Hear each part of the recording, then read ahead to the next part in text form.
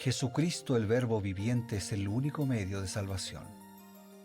Él es el centro del pensamiento de nuestra vida, la fuente y la autoridad de la doctrina. El principal propósito de la vida de Cristo fue la obediencia a los mandamientos, exaltando la ley de Dios como un reflejo de su carácter. El principal mensaje a ser predicado en el mundo, basado en Apocalipsis 14, está representado por 3 ángeles llevando el Evangelio eterno al mundo entero. Este mensaje se basa en los encantos inigualables de Cristo y declara que la hora del juicio ha llegado y llama a obedecer los mandamientos de Dios. Mediante su palabra, Dios ha comunicado a los hombres el conocimiento necesario para la salvación. Las Santas Escrituras deben ser aceptadas como dotadas de autoridad absoluta y como revelación infalible de su voluntad. Y aunque el canon de las Escrituras inspiradas está cerrado, el Espíritu Santo continúa iluminando, amonestando y confortando al pueblo de Dios a través del testimonio de Jesús, el Espíritu de profecía. El camino a la vida se traza a través de un camino angosto que debe ser recorrido con confianza en las promesas que Dios dejó a hombres y mujeres fieles que dedicaron sus vidas hasta la muerte por el Evangelio eterno. Los fundadores de la Iglesia soñaron con el día en que la revelación sería una realidad en sus vidas. Miraron con los ojos de la fe a aquel día glorioso cuando finalmente la promesa sería cumplida en la venida magistral de Jesucristo a esta tierra para recompensar a cada uno según sea su obra.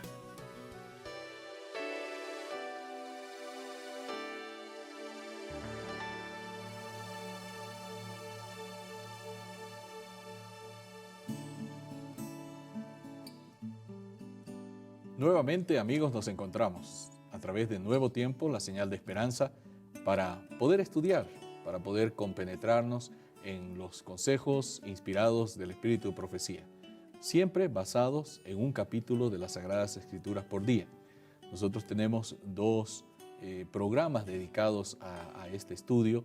Uno es Revivados por su Palabra, que hace una presentación espiritual aplicativa de cada consejo en cada parte de las Sagradas Escrituras, un capítulo por día, y ahora Creed en sus profetas, que complementa y profundiza este peregrinaje, esta caminata, por un capítulo de la Biblia cada día. Y para este estudio tenemos la presencia del pastor Bruno Razo.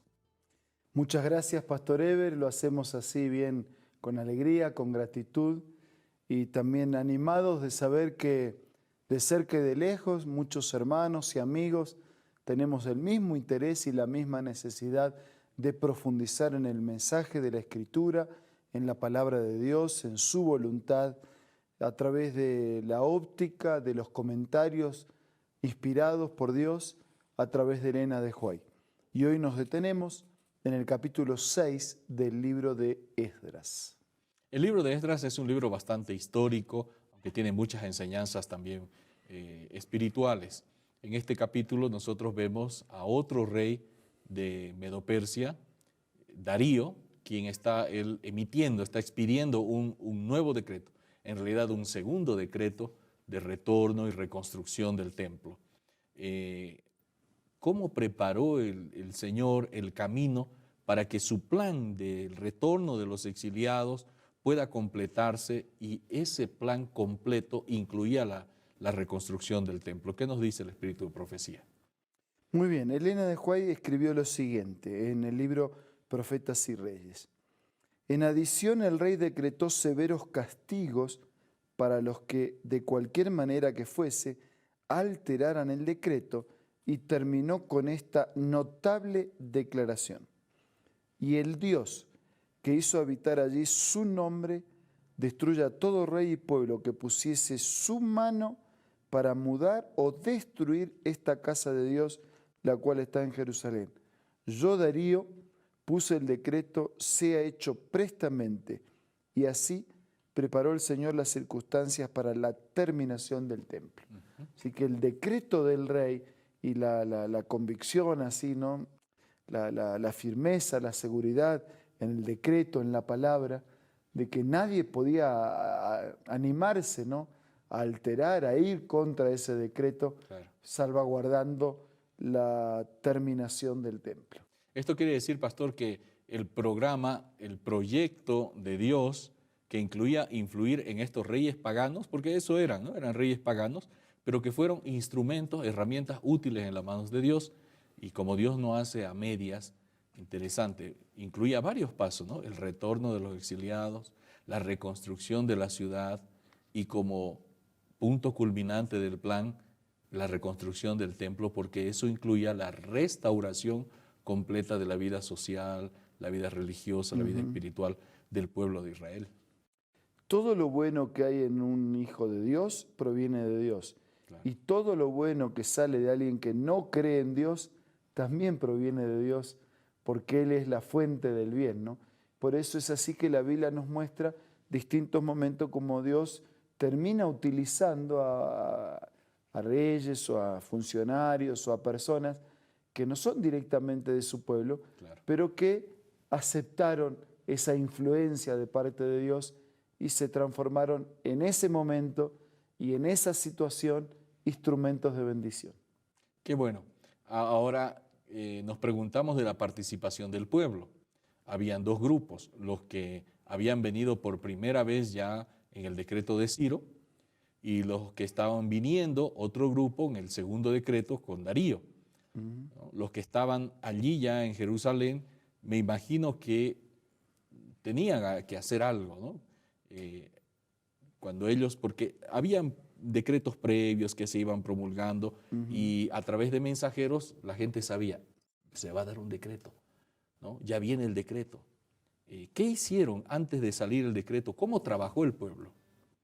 Bien, la declaración de Elena de White dice así: durante meses antes que se promulgase este decreto, los israelitas habían seguido trabajando por la fe y los profetas de Dios habían seguido ayudándoles por medio de mensajes oportunos que recordaban a los trabajadores el propósito divino en favor de Israel.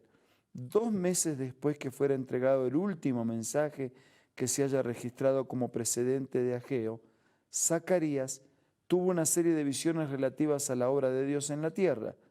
Estos mensajes, dados en forma de parábolas y símbolos, llegaron en tiempo de gran incertidumbre y ansiedad y fueron de particular significado para los hombres que avanzaban en nombre del Dios de Israel. Les parecía a los dirigentes que el permiso concedido a los judíos para reedificar estaba por serles retirado y el futuro se les presentaba muy sombrío. Dios vio que su pueblo necesitaba ser sostenido y alentado por una revelación de su compasión y amor infinitos. Quiere decir que esas personas que habían seguido trabajando por fe recibieron en esas palabras, ¿no?, un estímulo que fortalecía su fe. Pastor, es verdad, cada decreto tenía el propósito de completar el plan de Dios, pero nosotros vemos acá que hay una participación del pueblo, los dirigentes, ¿no? Les parecía a los dirigentes que el permiso concedido estaba por serles retirado, porque en los meses previos no se sabía, ¿se va a dar? ¿No se va a dar? Habían enemigos internos, los samaritanos, ¿no?, que estaban siempre opuestos al plan, ¿no?, las naciones circundantes, y entonces surgieron ciertas dudas. Y entonces dice que Dios vio que el pueblo necesitaba ser alentado y sostenido, y por esa razón vino el segundo decreto de reedificación y de retorno de los exiliados a través de Darío, ¿no? Vemos que Dios no abandona a su pueblo. No, él nunca abandona y siempre va a usar estrategias de acercarnos nuevamente a su palabra, sus promesas, su fuerza, su sabiduría. Somos nosotros los que abandonamos. Dios nunca abandona. Qué cosa, pastor, realmente. Ahora, me llama la atención un grupo que a pesar de toda la oposición externa, de las dudas, a pesar de la gente que había quedado allí en el exilio, a pesar de las circunstancias, me gustó mucho esa frase de la cita y es por eso que no podemos dudar que sean citas inspiradas. Dice, habían seguido trabajando por la fe, ¿no? Eso nos enseña mucho. O sea, no son las circunstancias las que modifican nuestra conducta o nos dicen, total, ¿no? No, hay un grupo de gente que sigue trabajando por la fe a pesar de. Sí, bueno, en la Biblia se nos manifiesta que nosotros podemos creer ayudado por las evidencias. O sea, yo creo porque veo algunas cosas. Si ustedes vieron que Jesús resucitó, que Jesús sanó, ustedes creen porque vieron. Ahora también nosotros podemos creer cuando no hay evidencias. No hay evidencias. Igual creo, porque es palabra de Dios, y si es palabra de Dios, aunque todavía no veo al resucitado, ni veo al sanado, igual creo. Pero hay otra manifestación de la fe en la Biblia maravillosa, que está en Habacuc, ¿no? Y es creer en contra de las evidencias. Aunque la higuera no dé, aunque no haya ganado, aunque no haya vides, aunque no haya olivos, yo igual creo. Entonces, si nosotros podemos creer ayudados por la evidencia, en buena hora. Si podemos creer cuando no hay evidencias, en mejor hora. Y si podemos creer en la palabra de Dios, aún contrario a las evidencias, excelente hora. Gracias, pastor. Nosotros vemos que realmente tenemos mucha evidencia para creer en Dios, pero cuando las circunstancias están contrarias, la pregunta es, ¿continuamos creyendo? ¿Continuamos trabajando por la fe? Que esta experiencia de estos exiliados nos pueda servir a nosotros también. Seguimos con unos consejos y enseguida volvemos. ¿Qué tal? Presta mucha atención a esta cita. Jacob prevaleció porque fue perseverante y decidido. Su experiencia atestigua el poder de la oración insistente. Este es el tiempo en que debemos aprender la lección de la oración que prevalece y de la fe inquebrantable. Las mayores victorias de la Iglesia de Cristo o del cristiano no son las que se ganan mediante el talento o la educación, la riqueza o el favor de los hombres. Son las victorias que se alcanzan en la cámara de audiencia con Dios, cuando la fe fervorosa y agonizante se hace del poderoso brazo de la omnipotencia. Qué lindo, ¿verdad? Esta cita tú la encuentras en el libro La Oración, escrito por Elena G. de White. No puedes perder este maravilloso libro de tu biblioteca personal. Así que te invito una vez más a que visites la página www.aces.com.ar. O también, si te gustan las aplicaciones y la tecnología, descárgalo como Elena G. de White del App Store o del Play Store. Volvemos, amigos, y tenemos el momento justo para recibir una invitación y también una apelación. Esta gente del capítulo 6 de Esdras siguió creyendo por la palabra que ya habían recibido. Y después de creer, Dios le dio nuevas evidencias. Nosotros también podemos creer por las evidencias que ya tenemos o podemos creer directamente porque Dios lo dice y estar seguros que en algún momento Él cumplirá su palabra y cumplirá su promesa. Jesús se lo dijo a Tomás: Tomás, creíste porque viste. Felices, bienaventurados son los que, aunque no ven, igual pueden creer. Ahora vamos a orar. Señor, gracias por las evidencias que tenemos que nos ayudan a creer, pero ayúdanos para que podamos creer aunque no veamos evidencias. Por el solo hecho de ser tu palabra, tu promesa y tu compromiso, que podamos creer fielmente en la seguridad que más tarde o más temprano tu palabra nunca vuelve vacía. Bendice a todos nuestros amigos y hermanos.